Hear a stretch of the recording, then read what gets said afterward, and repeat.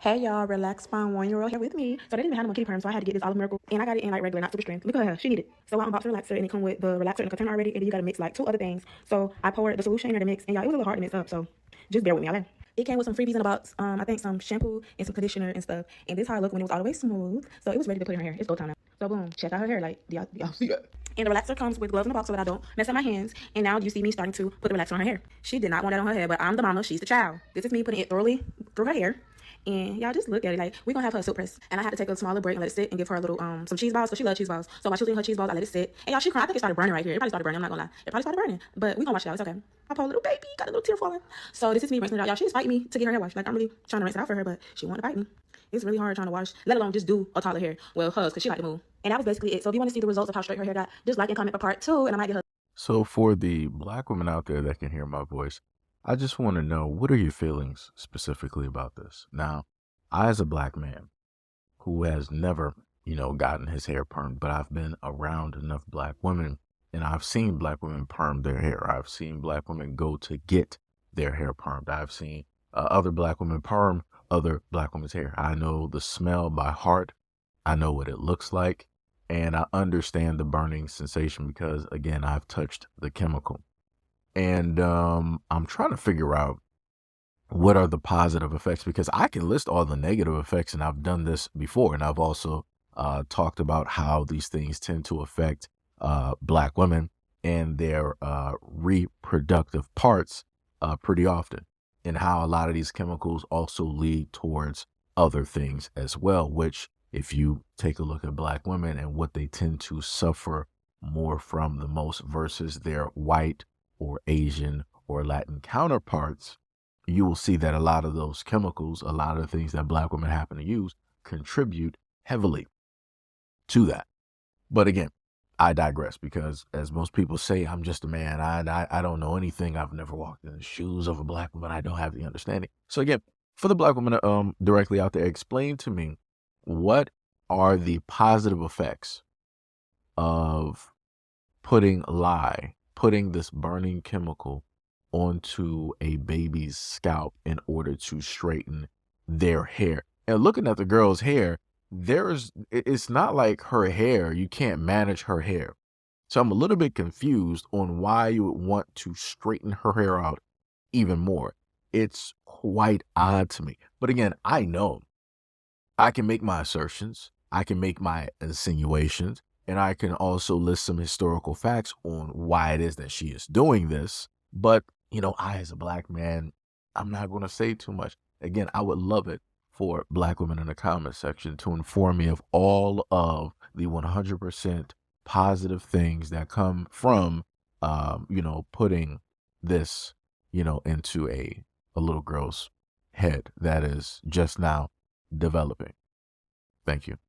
So I did a video, or a few, not too long ago, where there was a man from Africa who named himself Big Groove, or Gorilla Groove. I forgot what the name was. And he's a larger African male, muscular, who likes to do shark bite. He likes to dance around and gyrate on Caucasian women. And Black Americans have stated how they've had problems with the type of Sambo-ness that was going on, the type of shucking and jiving that was happening. So now that brings me to today, where you have an individual, or individuals, and we can clearly see that nobody directly in this party is African American from America.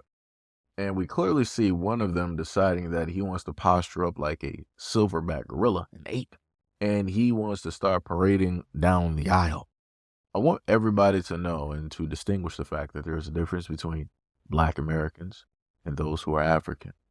Those who are African are completely fine with this, because I guess they don't really have a history detailing and dealing with these types of name calls from people there, because they're around just their own people. So this is all fun and games. When it deals with Black Americans, we tend not to do things in a sense like this, because it will then reinforce the stereotypes that many have stated or put directly about us in the media over time. Yeah, again, that's all I got. I just wanted to put that out there just to let people know that there is clear-cut a difference, because we don't, in a sense, do stuff like this. Now, again, I'm not talking about the Steve Harvey clip. We all saw that, and again, that was shameful, but it was also telling. Like he said before, if some people offered him money to act like a monkey, he's going to say, how much of a monkey you want me to act like? And he stated that. Yeah. Again, Steve Harvey. That's on it. So I pretty much censor this as much as possible. You pretty much can't even tell what's actually there, but you can pretty much guess if you're black.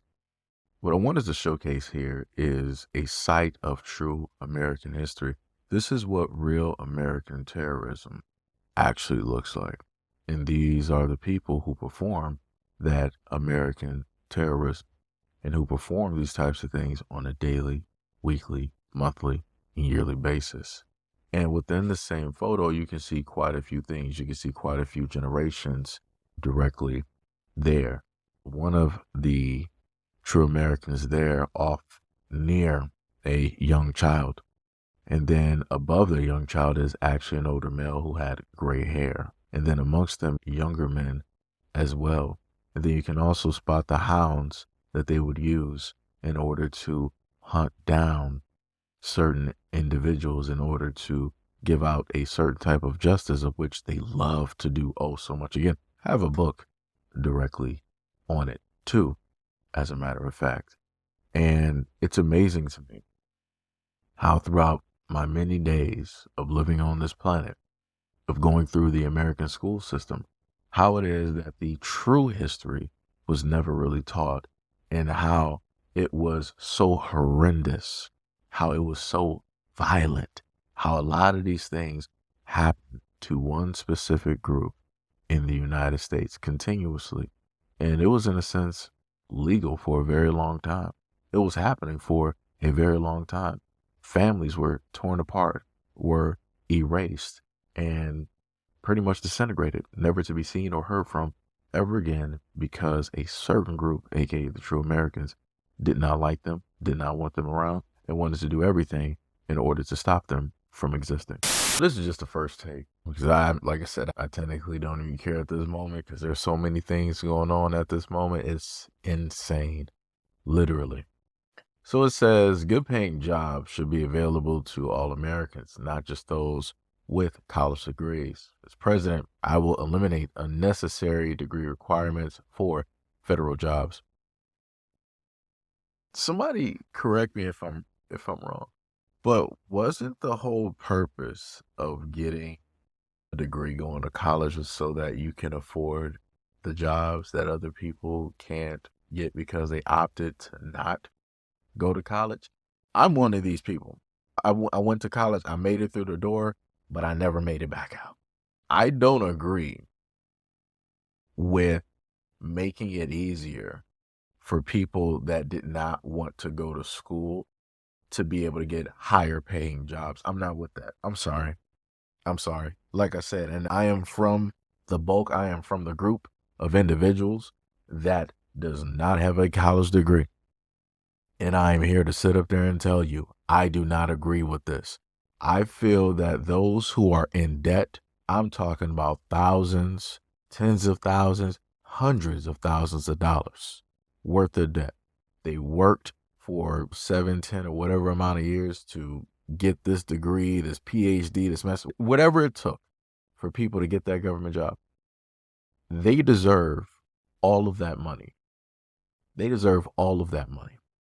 At no point in time should any basic person that did not want to sacrifice anything deserve to have a job that would normally require a college degree. That's crazy to me. That's 1,000% crazy.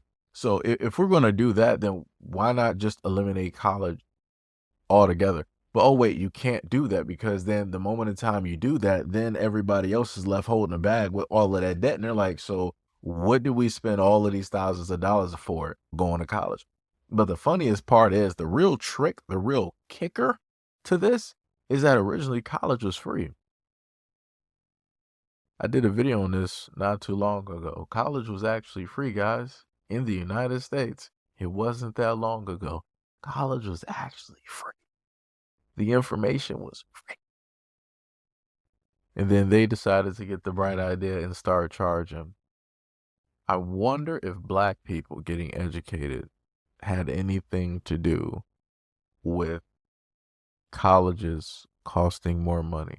Because people tend to forget that whenever it is that black people are moving on up, right, to the east side, and they're getting their money and everything in order, they're doing the things that they're supposed to be doing. Oddly enough, America's no, we can't have this. It's great that you guys are free. We're going to treat you as vagrants. We're going to make sure that you guys have a nice home, aka jail, because we're going to lock you up since we had to get rid of slavery. We're going to find a new form of that. Whenever it is that black people want to upgrade, there's always some type of rules or regulations. We used to have the vagrancy acts and different laws. Black people wanted homes after they were able to finally get a job after getting sidelined, and then we started dealing with the redlining. And then after that, black people wanted to, of course, start educating, going to college and stuff. Then magically, education wasn't free anymore. Like I said, it's very weird. It's very weird. But again, it's America. This is how it works. And the main thing that I tried to tell all of the true Americans out there is at the moment in time that you try to enact or do certain things in order to hold one group back, inevitably you're going to end up harming yourselves. And black people have been saying this for the longest time possible. If only you guys would get it through your thick skulls that if you just allow black people to just be, allow them to flourish, it is beneficial not just only for black people, but for America as a whole. But here we are. Like I said before, America is going to continue to suffer, just like the rest of the world is going to continue to suffer, because you have black people out here suffering. Like I said, it's a very easy thing to actually fix. It's just the fact that nobody wants to fix it because somebody is profiting off of the sorrow, off of the different types of negative energies that are coming directly from black people. Somebody's able to monetize that. And guess what? It's not black people. Shout out to America. But anyways, let me know what you guys think about this video and everything that I stated in the comment description below. And as always, peace, love, and stay tuned for the next video.